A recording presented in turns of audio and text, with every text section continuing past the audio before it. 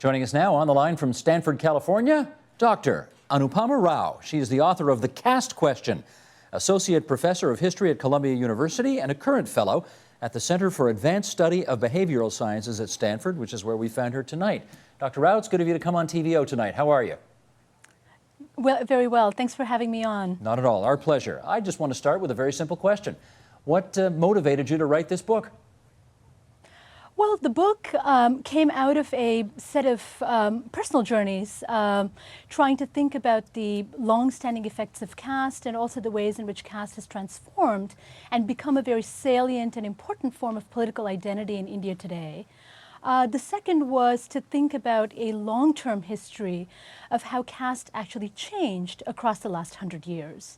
So the book really tries to think about how what I call caste radicals challenged the caste hierarchy and the ways in which they drew on global connections and sort of transnational ideas of rights and of equality in actually creating a very potent challenge to the caste hierarchy. And why would the study of class in India be important to you in particular?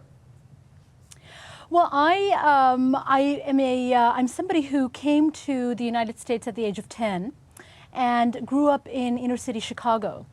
And I myself come from an upper caste. I'm a Brahmin by birth. And so I had, growing up, experienced something of the forms of inherited privilege that constitutes caste.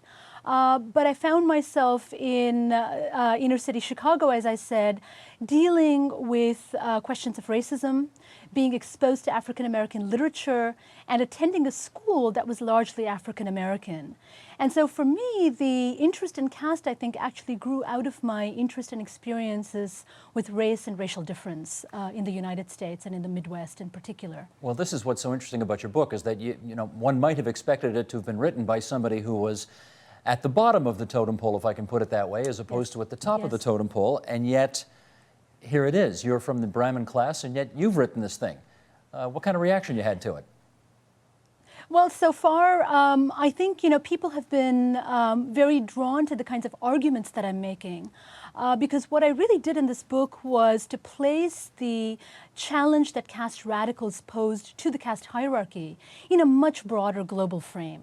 So what we've tended to have in India are studies of caste movements, struggles by individuals in different parts of India, regionally based movements, if you will, that took on the question of caste, either by converting out of Hinduism, which was a powerful tool for challenging caste, demanding political rights, or engaging in other forms of political action and activism. Now, what my book did was to actually make an argument that the ways in which caste radicals confronted the problem of caste was to actually produce a new way of understanding the relationship between caste and democracy. So rather than seeing caste as something that has inhibited the growth of democracy in India, I'm actually making a counter-argument, which is that it was caste and the forms of disenfranchisement that caste produced, which allowed Indians to produce a very unique interpretation of democracy in the late 19th and the 20th centuries. I should actually take a step back here just for a moment as we get into this, because I guess we're operating on the assumption here that everybody knows and understands what the caste system is, and I suspect that's not the case. So do you want to just give us your best definition to get started? Sure, sure. Now, I think broadly one can think about caste as a form of inherited privilege. In that sense, it is a system based on privilege that draws on birth. That is, you are born into a particular caste. In that sense, it's very much like race and racial exclusion and racial privilege. But where caste differs is that it has a sanction in religion. And you have Brahmins or ritual specialists on top, and you have the manual or the laboring castes called Shudras, who are at the bottom of this fourfold hierarchy. And then the community that I worked with, untouchables, who actually fall outside the caste fold. They're the ones who perform degrading labor. They actually are spatially segregated. They often live outside villages and so forth. So caste has a basis in religion. Caste is also, as I've suggested, an occupational hierarchy. Caste regulates social relationships. It actually influences who you can eat with, who you can marry. So it is about diet, about sex and marriage. And I think most importantly for the viewers of this show, caste today is a very important form of political identity in India. That is, it is an identity that has sanction in the Constitution. You've got a very strong civil rights regime in India that actually goes back to the 1880s and the 1890s that has thought about a set of entitlements and quotas for untouchables, or Dalits as they are called today, and lower castes. So it is also a very powerful political identity. It actually brings people together as a group. Okay, now this may be a little bit out in left field, this follow-up question here, so humor me for a second if you would. There are elements of this which sound like they could be, somewhat on a tangent of apartheid. That there are people who have, who have racially born privilege and those who do not. So my question is, how broadly accepted or not is this whole system inside India? Yes. Well, that I think goes back to the ways in which caste has actually changed and transformed. Now, one of the big assumptions that actually organized the study of India was that caste was unchanging, it was ahistorical, and it was a kind of system that was barbaric and deeply rooted in the past. What we actually see instead is that caste is a profoundly modern identity. And you have caste being addressed by upper castes themselves. And one of the most important would be Mahatma Gandhi, who very importantly took on the question of caste and made the unity of Hindus across castes a very important aspect of his project. Then you also have lower castes and untouchables, Dalits, who demanded political rights. And so this is a form of apartheid, this is a form of descent-based inherited privilege, if you will, but also one around which we see very vigorous challenge, political protest and activism. And I may end by adding that the most interesting, since you talk about apartheid, the most important and interesting recent effort to globalize caste, as it were, happened in 2001 at the World Council Against Racism, which was held in Durban in South Africa, where a lot of caste activists made the argument that caste was a form of racism, with the Indian government, of course, wanting to distance itself from such a position. Well, that leads to the follow-up, and that is, how much understanding is there inside the Indian government that much of the rest of the world sees this as, in fact, deeply racist, and it needs to change? How much recognition is there? Oh, I think there has been tremendous recognition of this. As I said earlier, there has been a lot of political protest and there's been a great sort of recognition of the inequities of caste. So in fact, you have the Indian state from 1947 on being very aggressively involved in, as I said, producing a civil rights regime, educational quotas, quotas in employment, and indeed a very vigorous civil rights regime that both predates and is more extensive than that of the United States where I sit. So there has been the sense that caste must go.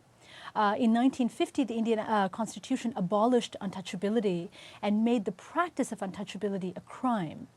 And so you have a very, at least on paper, you've got a very strong recognition of the inequities of caste. Now, what happens in terms of social practices on the ground, I think, of course, is different. Well, follow that up, if you will. How deeply entrenched, therefore, is caste nowadays, and can anything be done to chip away at that?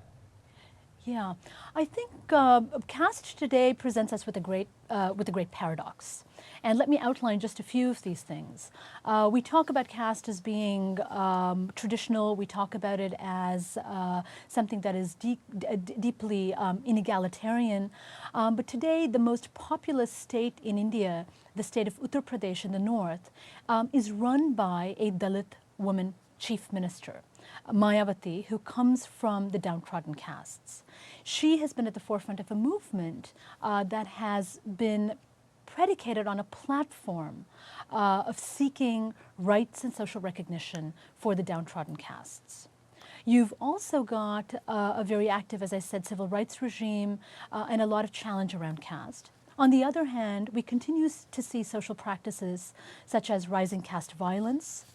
The most recent, and I may mention this to give you a sense of the kind of gruesome nature of some of this violence. In 2006 in Western India, in a village called Kerlanji, an entire family was both sexually violated. The women of the family were sexually violated, and the family was beaten to death, essentially. And you had a local police regime and local bureaucracy that took almost a month and required the constant attention of people from outside, people writing in on the internet and so forth, to take any cognizance of such an act of violence. And you see many of these acts of violence occurring in different places of India today.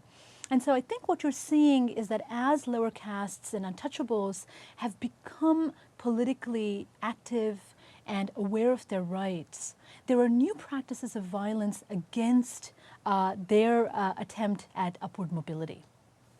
Well, and for so having we are these... seeing, I think, a lot of political conflict around caste today precisely for that reason. I was just going to say, for having had these civil rights laws on the books for 60 years, that doesn't sound like very much progress, is it?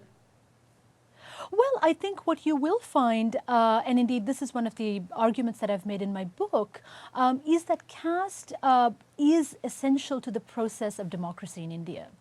So rather than thinking about democracy as something that is based on individual rights and individual autonomy, what we have had in India is a model of civil rights and of democracy that has worked through caste. And so today, what you have is through the franchise and the enfranchisement of the populace at large, you have lower castes and Dalits who constitute the majority of the population, actually taking to the vote, and in a sense, voting with their feet, if you will, and making the question of caste and caste inequality very potent. Now, on the other side, of course, what you have is what I would call a kind of contradiction between democracy and capital. So democracy and the democratic space is allowing new members, and especially lower caste and untouchables, to enter the domain of politics. But what you have in the domain of capital are persistent practices of inequality and indeed market relations that exclude lower castes and especially untouchables from access to capital. How does the caste system manifest itself in the diaspora communities? That's a great question, because I think what you have, and the diaspora is, of course, very, very old. Gandhi himself was a diasporic subject, if you will, having actually had his own sense of, having had his own political training in South Africa. B.R. Ambedkar, who is a very important Dalit leader, somebody that I've done a lot of work on, and who actually became the architect of India's constitution, studied in London and at Columbia University. And so you've got a kind of diaspora of ideas, if you will, people who traveled abroad for education, who were exposed to ideas of equality, of freedom, of democracy on the one hand. And then today you've got a diaspora that's largely moving to the West, certainly, for purposes of economic mobility. And so caste in the diaspora, I think, operates in two different ways. One is you've got somebody such as myself, a diasporic subject, who comes to the United States and through the experience of racial exclusion begins to identify and empathize with a set of lower caste and Dalit movements in India. And so it becomes a kind of odd way of actually connecting with a project of social justice. I think there are others who seek to escape caste and come to the West especially, experience forms of upward mobility and tend to be very embarrassed about caste. And when they do connect with India, they do so through highly idealized forms of Indian culture, often being unaware of the extent to which many of those practices are caste marked. And so I think you see both practices taking place in the diaspora today. Okay. Dr. Rao, let's finish up on this.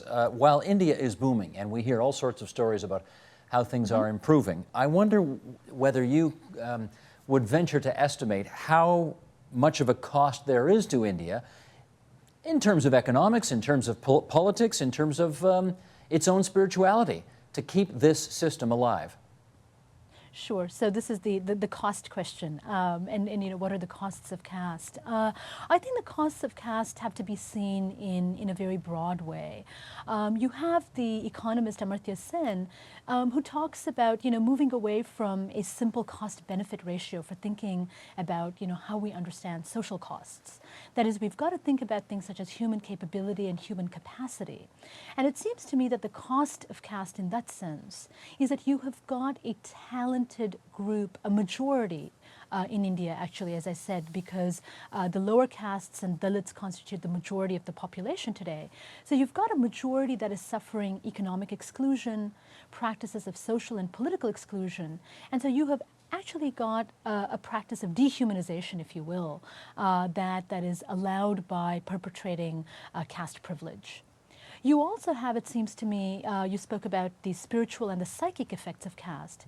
What you have at that level is something that, you know, the theoretician Frantz Fanon very famously argued many years ago, which is that the effects of racism and of casteism, if you will, are not merely felt by those who suffer its negative consequence.